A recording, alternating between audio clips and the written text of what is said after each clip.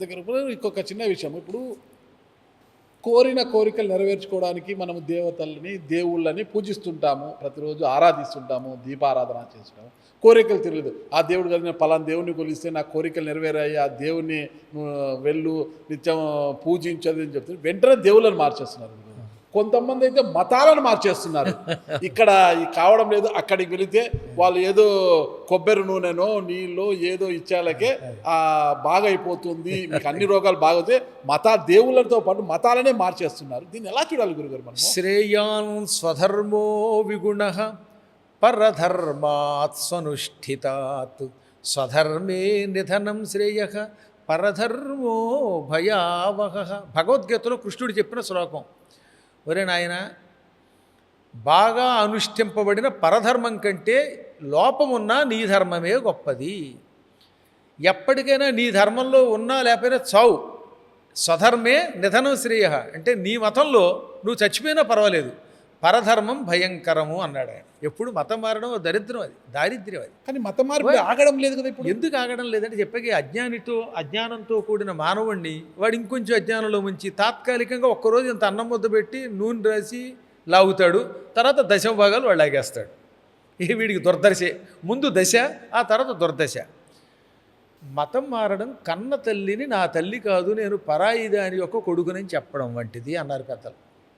మా అమ్మ కాదు, ఆ అమ్మ మా అమ్మ, మా నాన్న కాదు, వాడెవడో మా నాన్న అండం ఎంత నీచమో తన ధర్మం మార్చుకోవడం అటువంటిదే.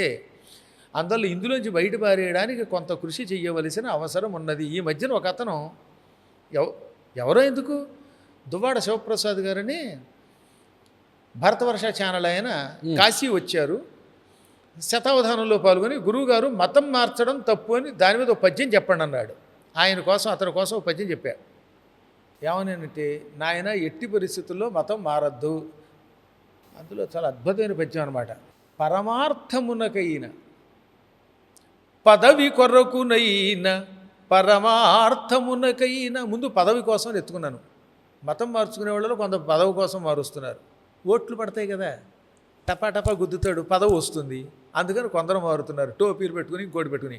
పదవి కొరకునైన పరమార్థమునకైన ప్రీతినైన ప్రాణభీతినైన మతము మార్చుటన్న మాతనే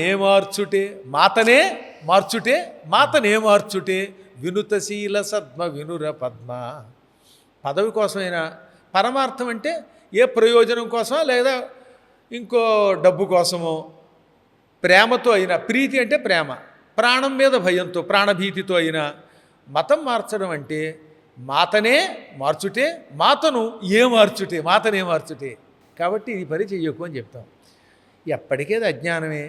ఏమండి, మారేవాడు మారతాడు తాత్కాలిక అజ్ఞానంతో. పూర్వజన్మ పాపం ఉన్నవాడు క్షుద్రుడు అల్పుడు అయితే మారతాడు, మీలాగా స్ట్రాంగ్గా గట్టిగా నిలబడేవాడు మారడు. సందేహం లేకుండా మళ్ళీ పూర్వవైభవం వస్తుంది. మీకున్న ఈ పురాణాలు వేదాలు ఈ అనుభవంలో జ్యోతిష శాస్త్రం మీద మీకున్న నమ్మకం ఏంటి? మీరు నమ్ముతారా? అంటే ముఖాలను చూసి, చేతి రేఖలను చూసి, గవ్వలను వేసి జ్యోతిష నీకు ఆ దోషం ఉంది, ఈ దోషం ఉంది, ఆవుకు గోధుమలు పెట్టు, గోధుమలు దానం చెయ్యి, నువ్వులు పెట్టు, ఇవన్నీ పెడితే నీ గ్రహదోషం వెళ్ళిపోతుంది అంటుంటారు. వాటిలో ఏమైనా మార్పు వస్తుందా? జ్యోతిష్ శాస్త్రం షడంగాల్లో ఒకటి. వేదమునకు 6 రంగాలు ఉన్నాయి. ఎన్ని? 6.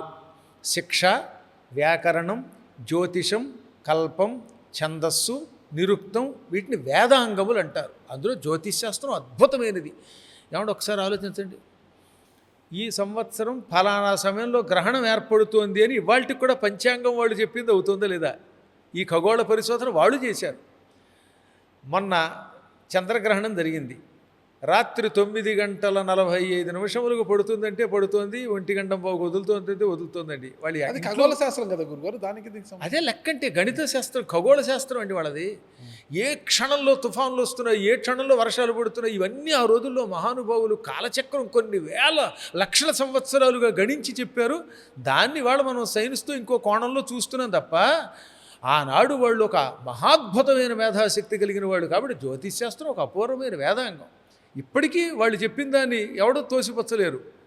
ఇంత ఈ జన అజ్ఞాన సమితులు వాళ్ళు కూడా చివరికి వాళ్ళు చెప్పిన గ్రహణ సమయాన్ని నమ్మాలి. గవర్నమెంట్ చెప్పిన దానికంటే వాళ్ళు కరెక్ట్గా చెబుతున్నారు.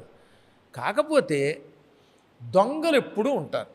ఏమిటో విచిత్రమైన జ్యోతిష్కులు తయారు. వీళ్ళ ఎవరికి శాస్త్రం రాదు. శాస్త్రం రానటువంటి వాళ్ళ వల్ల శాస్త్రం వచ్చిన వాళ్ళు దెబ్బతింటున్నారు.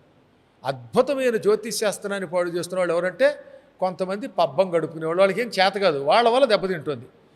వాడు ఎవడో చెప్పాడు ఈ మధ్యన, కళ్ళు మూసుకోండి, మిరపకాయలు నిమ్మకాయ పెట్టుకోండి, ఓ 10 నిమిషాలు అయ్యాక తీయండి, కళ్ళు తెరవండి. కళ్ళు తెరిస్తే కళ్ళల్లోకి నిమ్మకాయలు వెళ్ళి ఈ మిరపకాయలు వెళ్ళి కళ్ళు బాగోటండి.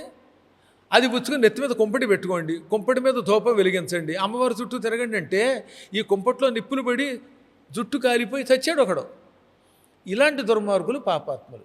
ఆ వెంట్రుక పెట్టుకోండి, ఈ దీపం వెలిగించండి, ఇటువంటివేమి శాస్త్రాల్లో ఇలాంటి అంటే కొంతమందిని బాబాలు వస్తున్నారు, కొంతమంది స్వామీజులుగా వస్తున్నారు కదా, మేము దేవతలతో మాట్లాడతాం, దేవతలు మాకు కనిపిస్తుంటారు, ప్రజలను మోసం చేసేవారు కూడా ఎక్కువైపోయారు కదా. నిజంగా దేవతలు కనిపిస్తారా గురుగారు? ఏమంటే దేవతలు కనబడితే మాత్రం, దేవతలు కనబడ్డారని డబ్బులు మిమ్మల్ని దగ్గర వసూలు చేయడం ఎంత తప్ప. అసలు మీ అనుభూతి వల్ల మీకు కనబడితే మీరు నిజం చెప్పిగా బయటకు వచ్చి చెబుతారా? అరుదుగా ఎక్కడో కనబడతారు ఒక్కొక్కసారి. ఆ దివ్యశక్తి లేకపోవడం కాదు, ఉంది. కానీ ఆ శక్తిని ఉపయోగించి మోసం చేసే దుర్మార్గులు ఈ కలియుగంలో పెరుగుతారు. నిజంగా మహానుభావులు అయితే మీ దగ్గరికి వచ్చేసి ఏమండో నా దగ్గరికి రండి, నేను మిమ్మల్ని రక్షిస్తానని అండం. ఎలా రక్షించగలుగుతాడు? మీకు ఒక కర్మ ఉన్నది, మీకు కష్టం ఉంది, ఆ కష్టం మీరు అనుభవిస్తూ కొంచెం కొంచెం ఈ మంత్రానుష్ఠానంతో మీరు తగ్గించుకోవాలి తప్ప ఒకేసారి మీ కష్టం ఎవడో తొలగించలేడు.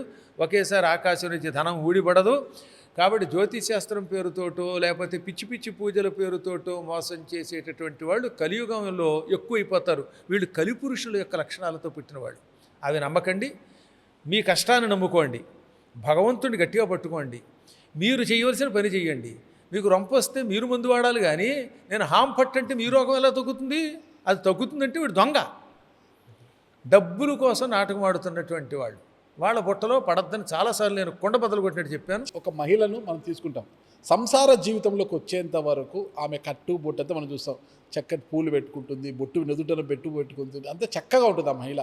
పెళ్ళైన తర్వాత తన టైం బాగాలేకనో ఏదో పరిస్థితుల్లో భర్త దూరం అవుతాడు, ఆమె వితంతు అవుతుంది. అంటే పెళ్ళి అయ్యే వరకు అన్ని పూజా కార్యక్రమాల్లో పాల్గొనే ఆ మహిళ, అర్హత ఉన్న ఆ మహిళ మధ్యలో వచ్చిన భర్తను కోల్పోయిన తర్వాత ఆ పూజల్లో పాల్గొనకూడదు, వ్రతాలు చేయకూడదు, నోములు చేయకూడదు అంటారు.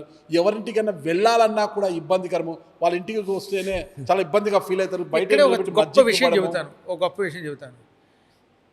ఈ దౌర్భాగ్య స్థితి కేవలం ఒక 500-400 ఏళ్ల క్రితం వచ్చింది. అంత పూర్వం పురాణాల్లో లేదండో. కాశీఖండంలో ఏమన్నారో తెలుసా?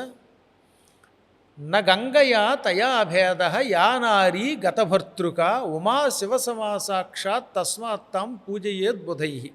గతభర్తృక అంటే భర్త పోయిన ఆవిడ గంగతో సమానురాలు. ఆవిడికి గంగకి తేడా లేదట. ఉమా అంటే పార్వతీదేవి, సాక్షాత్తు మంగళస్వరూపిణి.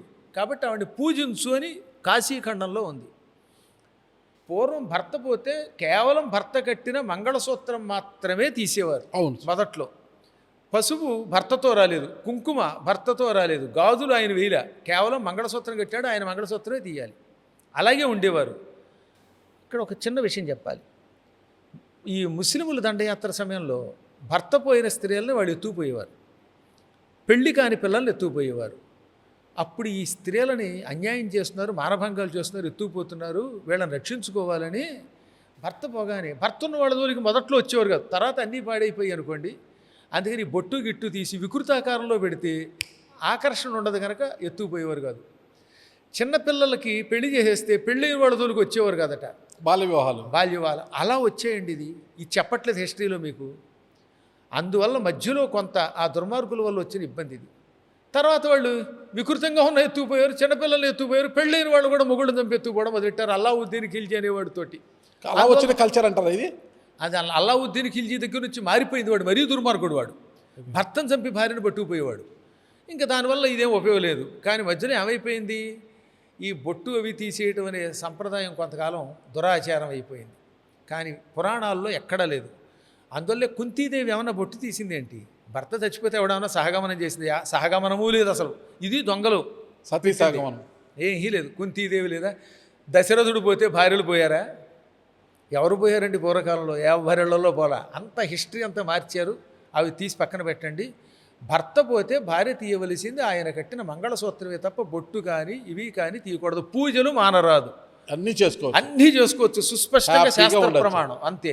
ఒక ఇంట్లో సమస్యలు పదే పదే వస్తుంటే వాళ్ళు పలానా మొక్కు తీర్చలేదు, ఆ మొక్కు తీర్చకపోవడం వల్ల ఈ సమస్యలు వస్తున్నాయి, ఆ మొక్కు తీర్చుకోమని చెప్పుంటారు. అసలు మొక్కులు తీర్చుకోకపోతే సమస్యలు వస్తాయి గురుగారు. అసలు మొక్కులు ఎందుకు మొక్కుకోవడం?